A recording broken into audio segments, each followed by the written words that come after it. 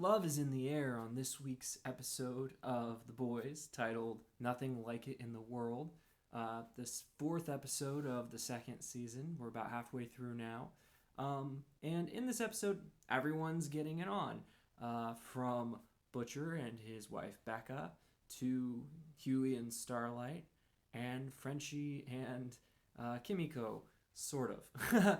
But the character I think that most people are going to be talking about getting it on is, you guessed it, Homelander, who nearly has sex with himself.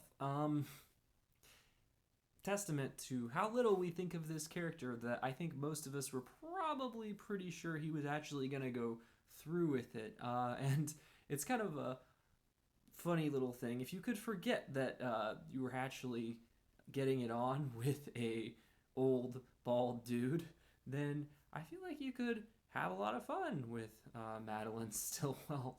But I doubt many people would be able to get past the fact that in actuality it was an old bald dude. Just saying. But this week's episode, it was kind of subdued. After last week's episode, I was kind of thinking that maybe this show had finally hit the gas. I definitely preferred this episode to the first two episodes, although I feel like a lot of people will not feel that way. But I felt that the plot continued to progress, and we got to have a little bit more insight into all the characters. So I preferred that to the first two, which seemed a little bit directionless to me. A little out of setup, but not like progression. So, but for the most part, this was not an explosive episode. This was a quiet, more subdued episode with a lot of scenes with characters just talking, which is, I have to imagine, not what most people come to The Boys for. Obviously, this week we got to see Butcher connect with his wife, Becca, and I was thinking for a minute that they were going to go a more complex route than just having it be the I can't get over the fact that you want to raise this child that is the result of you being raped. I can't believe that. I mean, I felt like they could go in a more complex direction with this. There were some moments here that hinted at complexity. The reason that Becca ultimately went to Vought instead of going to Billy, for instance, that was interesting. But overall, I felt that this plotline dragged and really just felt like something that they were doing in order to kind of pad the runtime. I'm interested in the development of Ryan. There was an interesting line of dialogue from Becca when she said that she was trying to raise him not to be a superhero. Even though he could jump over the fence easily due to his powers, she really doesn't want him to. This week we also got to see Kimiko considering trying to kill Stormfront, and Frenchie stepped in and stopped her at the last moment. I felt like these scenes were fine. They didn't overstay their welcome, but they didn't really add a whole lot. I'm not really sure what the point of having Frenchie hook up with his old girlfriend was, other than to, again, pad the runtime. Didn't seem necessary to me. Likewise, I'm kind of tired of Huey and Starlight as a couple. I like them both individually on their own journeys, but when they get together, I feel like the plot kind of tends to drag. I don't think that they've done enough to show us this relationship this season. Like last season, I was feeling this relationship. This season, I think they keep telling us that they have feelings for each other without really showing it convincingly. Like, I think that the scene at the vending machine, for example, or them singing the Billy Joel song in the car, I think those were intended to convey to us that they have this connection, but I just wasn't buying it. Of course, we had the scene in the elevator at the beginning of this episode where Starlight realizes that Homelander is threatening her and that he will kill her if he realizes that she is betraying the team, not because of her feelings for Huey, but that she's betraying the team and she has feelings for Huey. And to a large extent, I think she's realizing, if my best protection is that I don't have feelings for Huey, then I need to not be in this relationship. I need to not be happy, as she expresses it to Huey at the end of the episode. This kind of seems contrived. I mean, it kind of makes sense that she was able to lie to Homelander because she still has those feelings of betrayal towards Huey, that she feels that he betrayed her. But, having this be the only thing keeping them apart seems a little bit contrived. I get it, but I also find it not that interesting. And I think that maybe they should just keep these two separate and not really play around with this relationship until maybe the end of the show, even, honestly. Have them go on their own side journeys for a while, I think.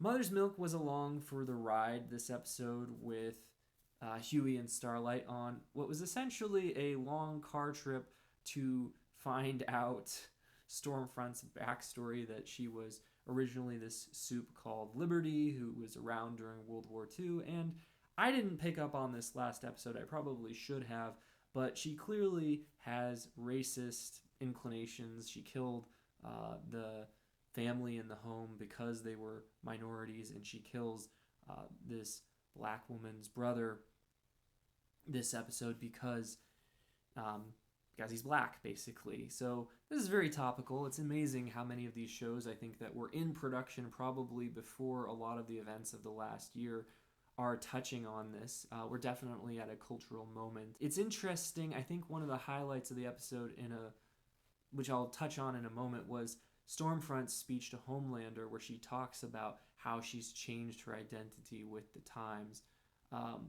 But again, I feel like this trip, Mother's Milk really was third wheeling it, and I'm not complaining about Lasse Alonso or about the character of Mother's Milk. I like his performance. I'm interested in him getting more character development. This is not a criticism of him or his performance.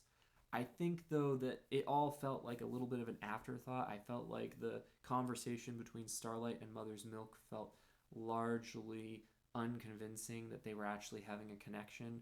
And this backstory about his father, who was trying to take down Vought and seems to have died, probably of natural causes induced by Vought.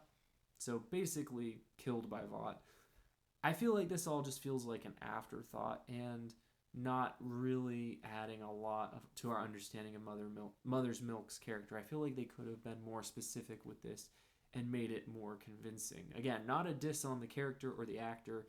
This is more me faulting the writers for not putting this in a more interesting way. Now, I did like the revelation that Mother's Milk is OCD, which, if you watch the behind-the-scenes interview with Lasse Alonso, you find out that he, in real life, is OCD, and that he actually was tidying up Randy Quaid's dressing room on set because of his OCD-ness. And I think that this makes a lot of sense, and this is a more interesting quirk for the character. This adds more characterization, whereas I didn't think that the development with the father really added a lot because it was just so generic. But I felt like the revelation that he's OCD is very, very interesting and adds a lot of insight into Mother's Milk.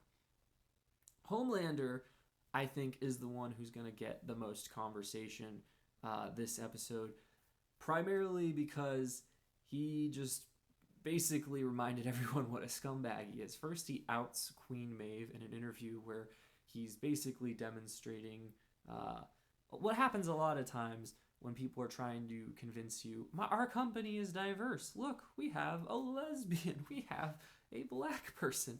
And just putting people into boxes rather than viewing them as people. It's very, very dehumanizing, I think. And it's something that whenever people... I realize there are problems with people not being given the same opportunities, but whenever you start using checklists to try and make sure that you have enough, representation, I think that ends up being more dehumanizing than helpful. And obviously Homelander doesn't care about this, as he demonstrated in a previous episode when he took that clearly Daredevil-inspired superhero and ruptured his eardrums and said, I would never allow someone with a disability to be on the Seven.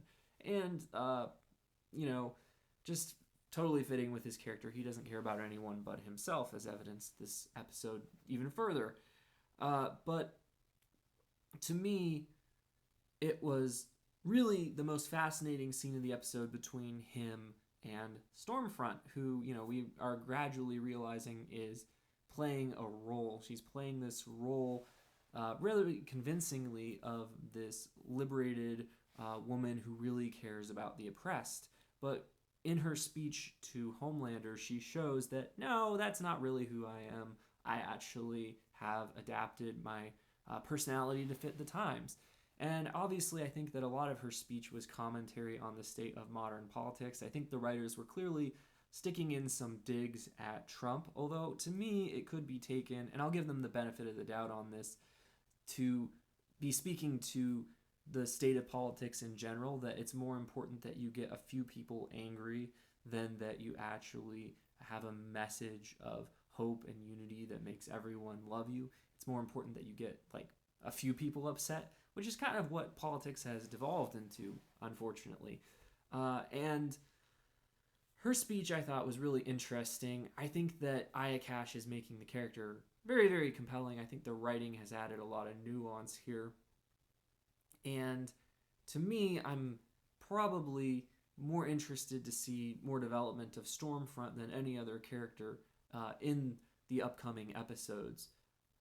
Now, I think the talked about scene this episode is going to be the scene where Homelander is getting it on with Doppelganger, which is, very, very gross and seems kind of pointless at first. But then it kind of became interesting and more deep than you would expect, because you have Homelander eventually kill Doppelganger when Doppelganger turns into Homelander and offers to, have sex with him.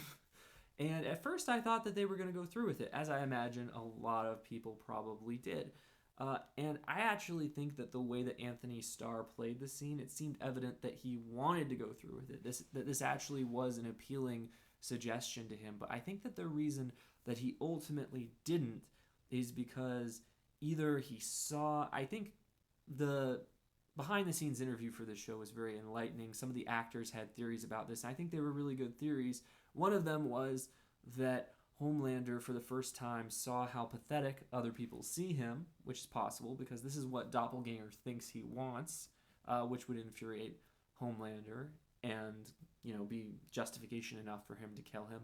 Or it's also that for the first time he realizes that he's given Doppelganger too much insight into his desires, and he knows that he can't let him loose, knowing how pathetic he is. So either way, not very flattering to Homelander. It's amazing that you could have someone who's as powerful and intimidating and frightening as he is, and underneath all that, he's just, this pathetic and weak person who can't stand to not be loved by everyone. Otherwise, it was interesting. This episode had this framing device the whole episode, and it was kind of unclear what was going on to me. I was waiting to figure out who was in the room with these women that were having these interviews facing the camera. And it was funny. Some of the stories that they told were rather humorous, like the woman that got the Ed Sheeran tattoo and said that love is a leap of faith.